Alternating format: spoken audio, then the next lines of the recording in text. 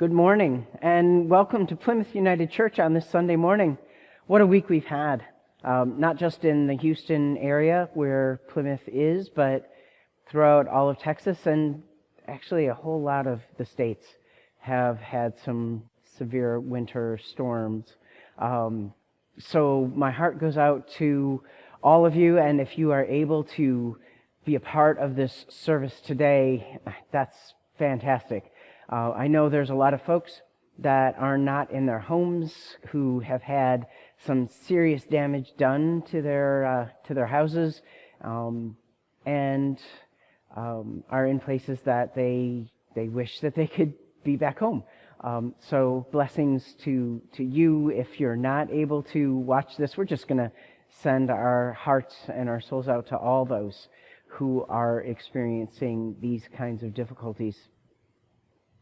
As many of you know, and we'll talk about this in the announcements too, the church did not end up unscathed from the storm. We had some serious damage to 3 sections of our ceiling, but we are working on it, and we appreciate your prayers. We appreciate your donations. We appreciate your volunteering to help when we need it. We just plain appreciate you. We are all Plymouth together, and together we will get through this. For now, we are going to bring ourselves to this time and to this place with a moment of centering. As we begin this morning to center, I'd like us to start with our skin. How are you doing in your skin, that surface area of our body that gets first impact very often? And as you become aware of your skin, go a little bit deeper to your muscles and your tendons, and become aware also of your bones, your skeleton, your framework. How are you at these different layers of being? Where do you feel weariness? Where do you feel stress? Where do you feel pain? Where do you feel energy, aliveness, and hope? And as you begin to live in your body, in this awareness, let's move to how we're doing in our thinking. In our mind, which is a part of our body, which is seated at the very top of our body. So that integration between your physical self and your thinking self. Let's begin there. How is it feeling in your head? How does your brain feel? How does the skeleton around your brain feel? Are you having headaches? Or are you thinking clearly and you have no sense of fog? Or are you in distress? Does it feel tight? Does it feel clouded? How is your thinking? Is it free to go where it needs to go?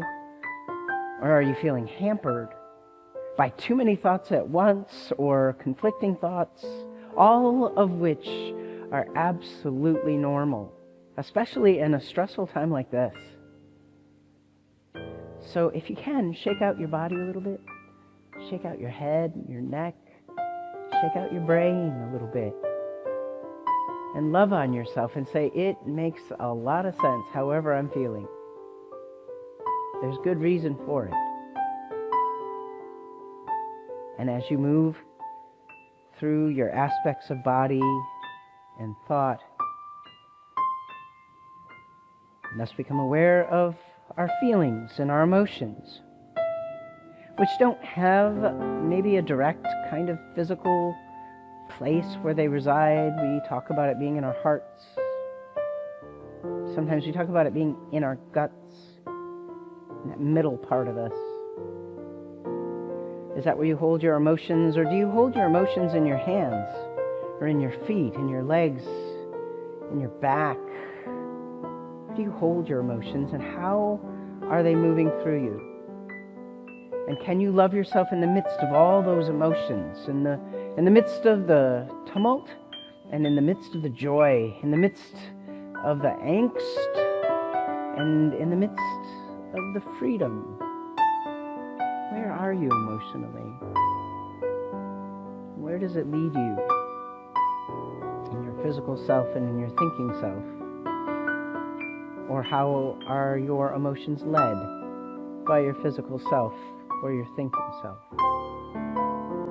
Which brings us to spirit, that beautiful place that really has no seed in the physical self, at least that we know of. How are you in your spirit?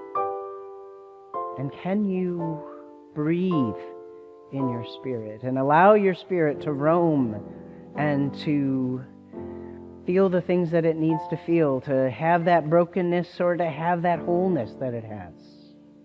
Breathe deeply into all aspects of yourself and love on yourself as we bring ourselves together to this time and to this place, as we co-create this moment, one with another.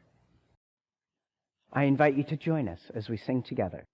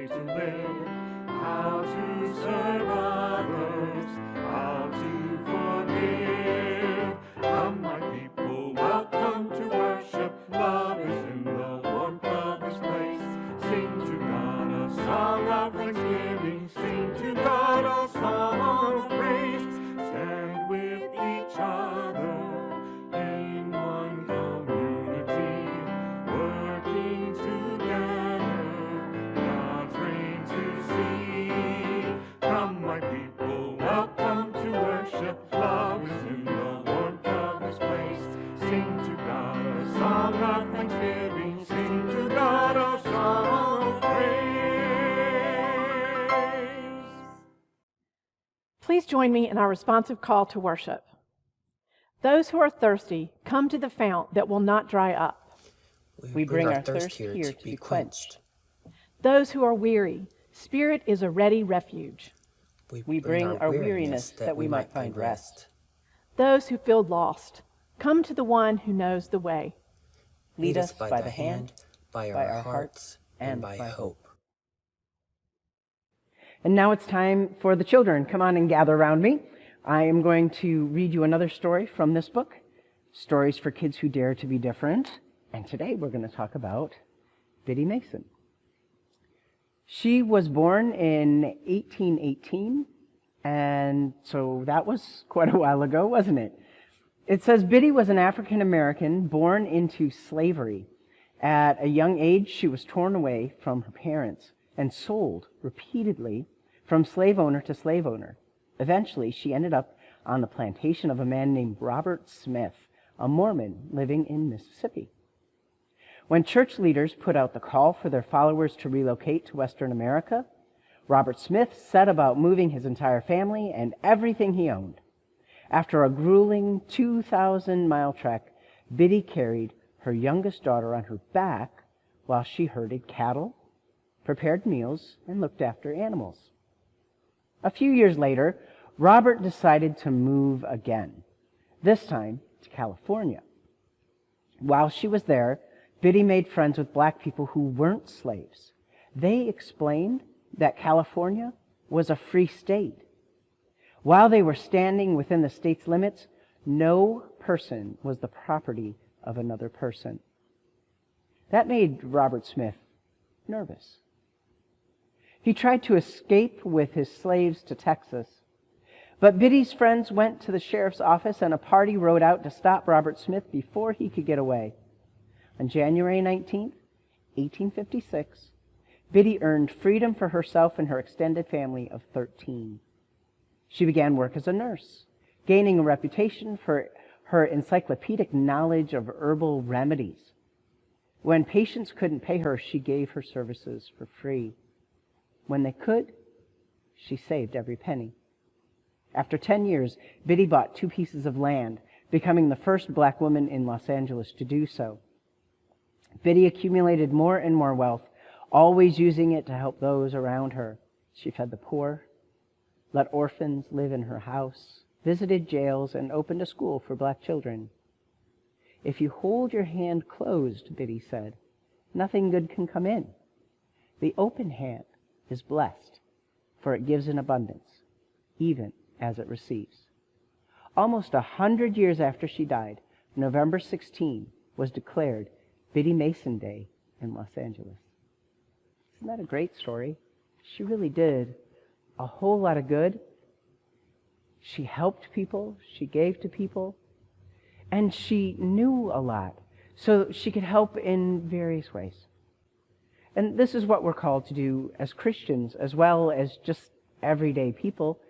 We're called to live with open hands to give, open hands to receive. So let's try that, shall we? This next week, try to put your mind to what it is to live with open hands. Not just always taking, but offering, and then being able to receive as well. Will you join your hearts with mine in prayer? Oh God, we thank you that we have 2 hands in order to give and in order to receive. And we thank you for those who maybe, because of their body's limitations, don't have any hands physically, but in their hearts they have the symbols of hands so that they can give and they can receive. Because all of these things we talk about are symbolic about the way we should love and learn and believe and have faith. Oh God, help us to do all those things with an openness and with a desire to share. We know that you want us to be a part of a community of people that gives and receives freely and lovingly. Help us to do so more and more and better. We love you, God, and we know that you love us. And all God's children said, Amen. Our biblical witness this morning is from the Gospel of Matthew, chapter 5, verses 13 through 16.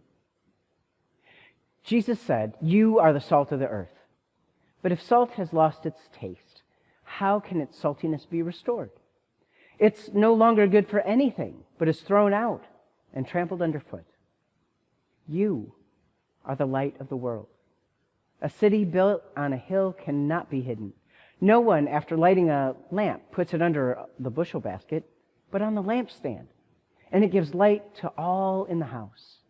In the same way, let your light shine before others so that they may see your good works and give glory to your divine parent in heaven." Our contemporary witness today is from Across That Bridge, A Vision for Change and the Future of America by John Lewis. You are the light. You are the light.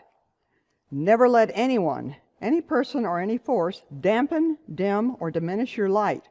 Study the path of others to make your way easier and more abundant. Lean toward the whispers of your own heart. Discover the universal truth and follow its dictates. Release the need to hate, to harbor division, and the enticement of revenge. Release all bitterness. Hold only love, only peace in your heart, knowing that the battle of good to overcome evil is already won. Choose confrontation wisely, but when it is your time, don't be afraid to stand up. Speak up and speak out against injustice. And if you follow your truth down the road to peace and the affirmation of love, if you shine like a beacon for all to see, then the poetry of the great dreamers and philosophers is yours to manifest in a nation, a world community, and a beloved community that is finally at peace itself. In 2019, our theme at Plymouth was Be the Light. We strove to be the light in many different ways as a church community and as individuals, as groups of friends doing good as well as with our families, being good examples. While at work, the grocery store, driving down the roads, all of these environments have unique challenges of their own. Here we are in 2021, building on that theme in ways we never imagined, in the midst of a pandemic and the many ways it has impacted us, with government and societal upheaval, and now coming out of a record-breaking winter storm which impacted not only our area, but all of Texas. It's the first Sunday of Lent, and we're in the middle of Black History Month. It's also February, and the cold notwithstanding, it's the time when we begin to see the light shining longer, beginning sooner and ending later.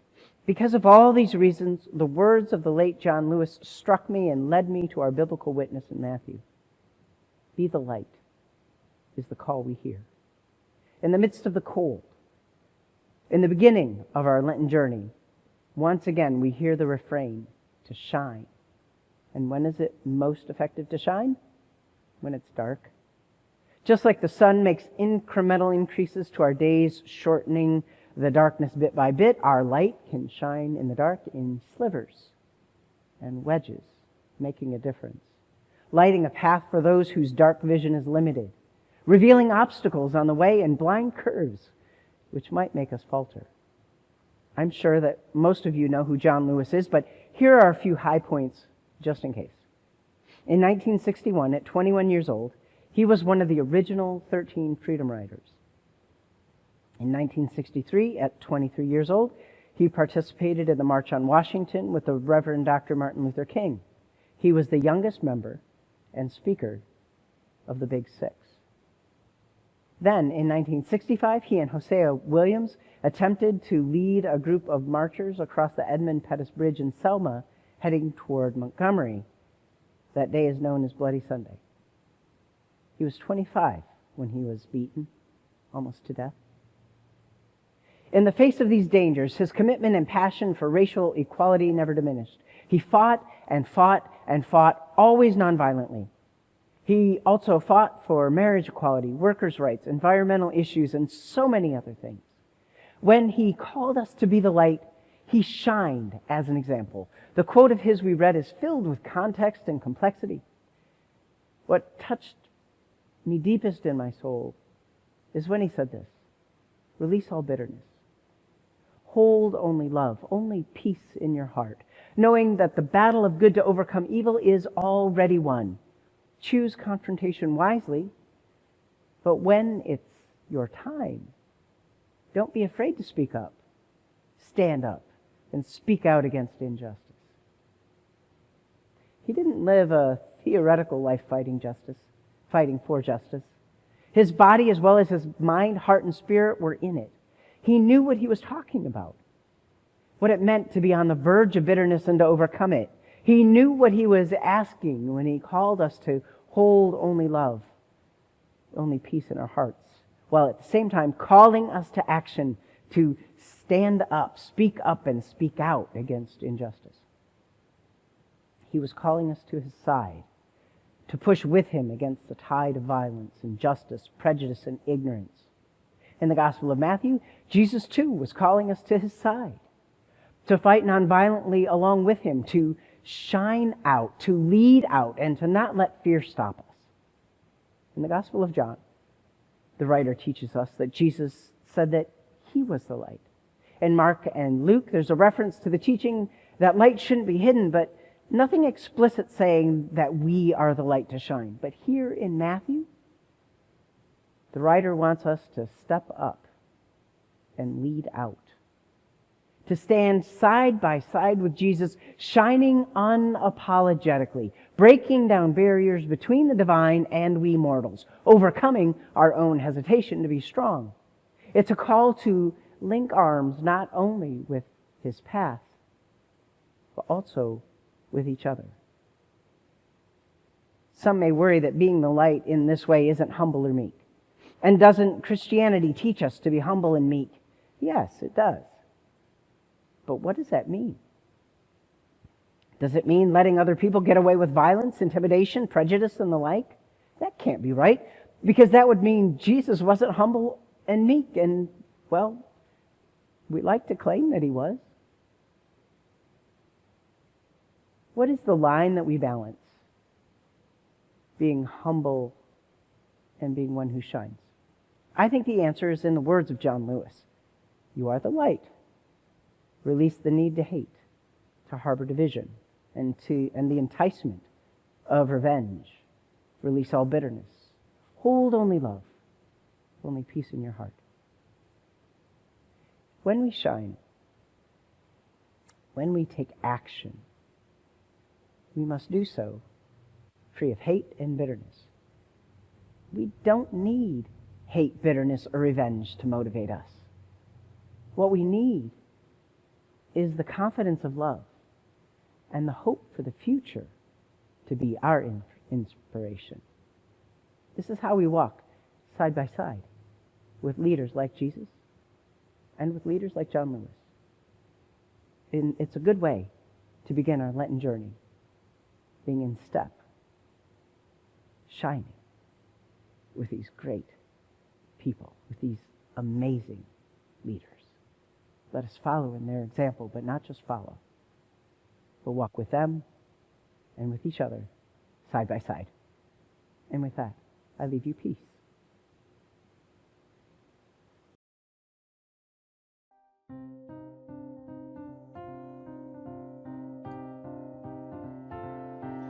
Feel the Spirit, feel the Spirit, feel the Spirit, feel the Spirit. Every time I feel it moving, every time I feel the Spirit moving in my heart, I will pray. Yes, every time I feel the Spirit moving in my heart, I will pray, I will pray. Upon the mountain, my Lord spoke. Out of his mouth came fire and smoke. Looked all around me, it looked so fine, until I asked him if I were mine. Every time I feel the Spirit moving in my heart, I will pray. Yes, every time I feel the Spirit moving in my heart, I will pray, I will pray. Jordan River is so cold. Oh, yes, my it Lord. chills the body, but not the soul. Oh, yes, my there ain't Lord. but one train up on the track. Oh, yes, my it Lord. runs from heaven and right on Oh, yes, my Lord. Every time I feel the Spirit moving in my heart, I will pray. Yes, every time I feel the Spirit moving in my heart, I will pray, I will pray. Feel the Spirit, feel the Spirit, feel the Spirit, feel the Spirit. Every time I feel the Spirit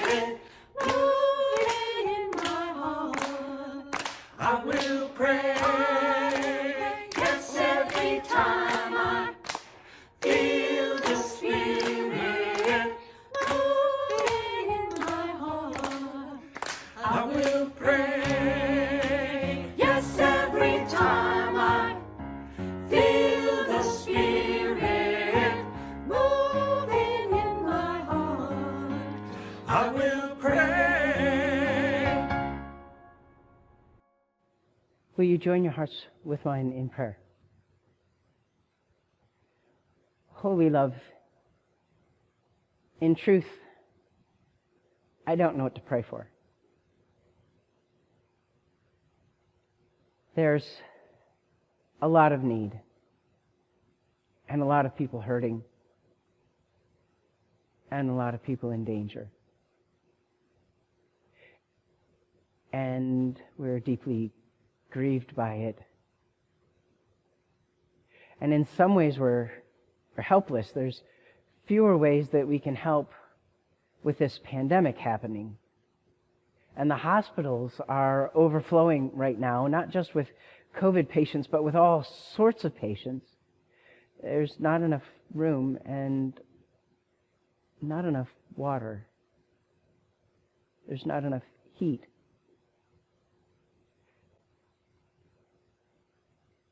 I'd like to ask you to fix it all. But I've noticed over the years it doesn't work like that. I want to ask for a miracle, for a snap of our fingers to change everything for the better. Because we speak in your name and say, "This, we want this mountain moved." But again, that's not how I've seen it work in my life.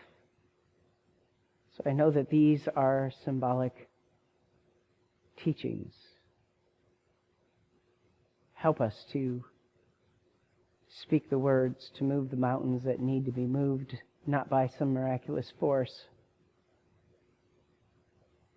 but by wisdom and knowledge and truth and resources. Help us to have the resources that we need to make a difference for the people that could really use some help. Show us who they are. Bring them to us, or help us go to them. Help us to be good companions and not just fixers with words, but actions, and not to bust in ways that aren't helpful, but to be excellent listeners and to learn what's really truly needed. God, we need your help with this because we become so impatient with helping. We just want to fix things right now. Make our hearts and our spirits supple and help us to be the church together. And also, those of us who need help, give us the courage to be vulnerable, to speak up, and to say what we need and what we don't need. Give us the courage to be strong in the face of well-meaning people who don't get it. And help us to love each other constantly, because in the midst of these kinds of trials, that's what we need most, is a heart that is full of care one for another and respect one for another.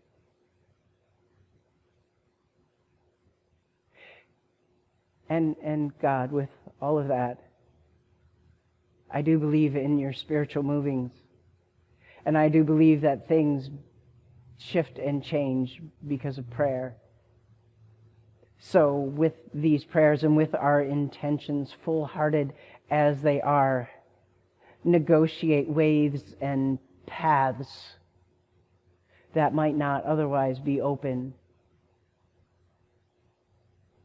Help resources come to us that might not otherwise come to us, that we can give and share and give again.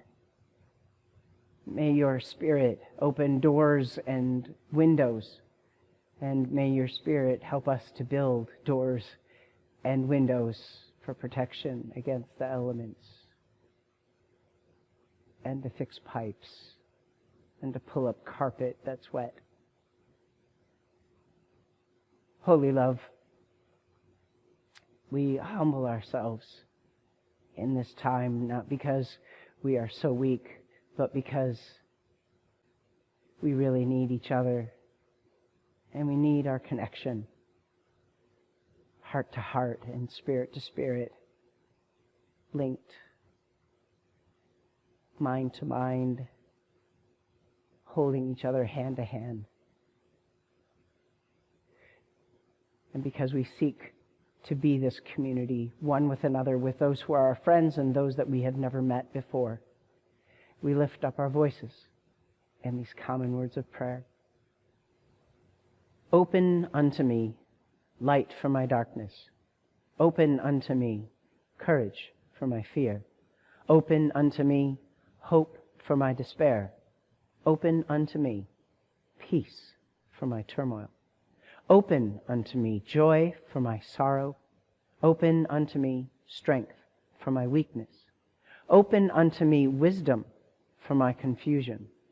Open unto me forgiveness for my sins. Open unto me tenderness for my toughness. Open unto me love for my hates. Open unto me thyself for myself. Lord, Lord, open unto me. Do you miss sharing time with your friends at Plymouth? We are hosting fellowship Zoom meetings on Sundays at 10 a.m. On Fridays at 7, Judy Walden, moi, is hosting a small group to discuss Sunday's reflection.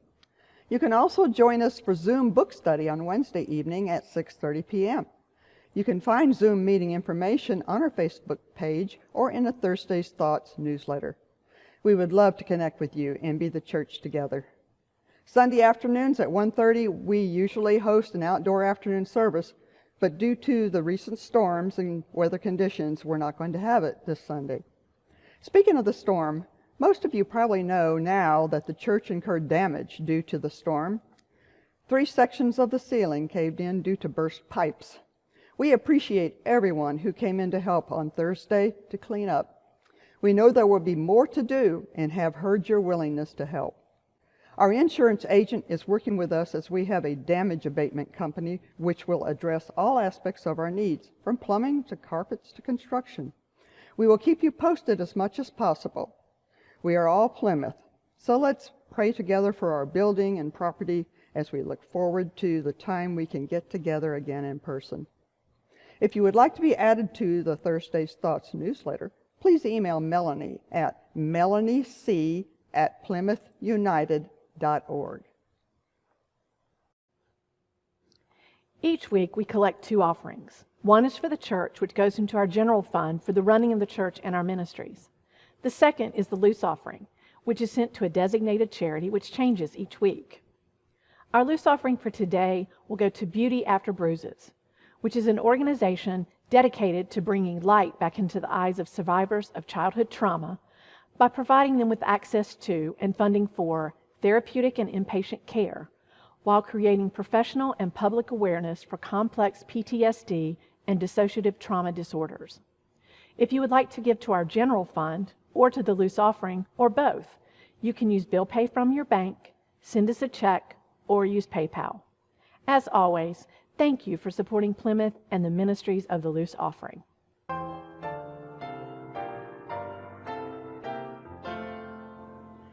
Praise God from whom all blessings flow.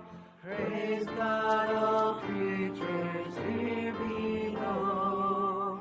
Praise God for all that love has done. Creator, Christ and Spirit one. Amen.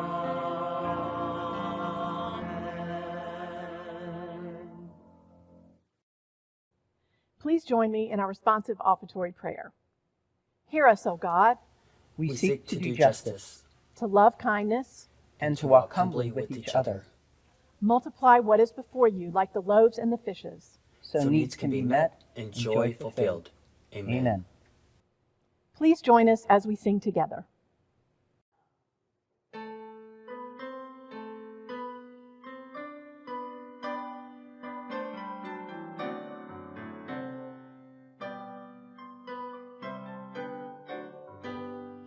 God of grace and God of glory, on your people pour your power. Crown your ancient church's story, bring its bud to glorious flower. Grant us wisdom, grant us courage for the facing of this hour. For the facing of this hour. From the evils that surround us and assail the Savior's ways, from the fears that long have bound us, free our hearts for faith and praise. Grant us wisdom, grant us courage for the living of these days, for the living of these days. Set our feet on lofty places, gird our lives that they may be armored with all Christ-like graces in the fight to set us free. Grant us wisdom, grant us courage in the quest for liberty. In the quest for liberty.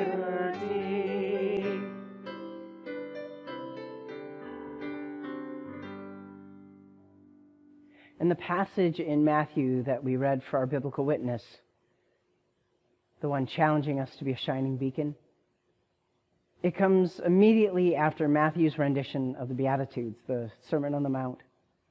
After a litany of blessings for people who are generally not offered blessings, the writer tells us that Jesus followed up with the declaration, "You are the salt of the earth. You are the light of the world."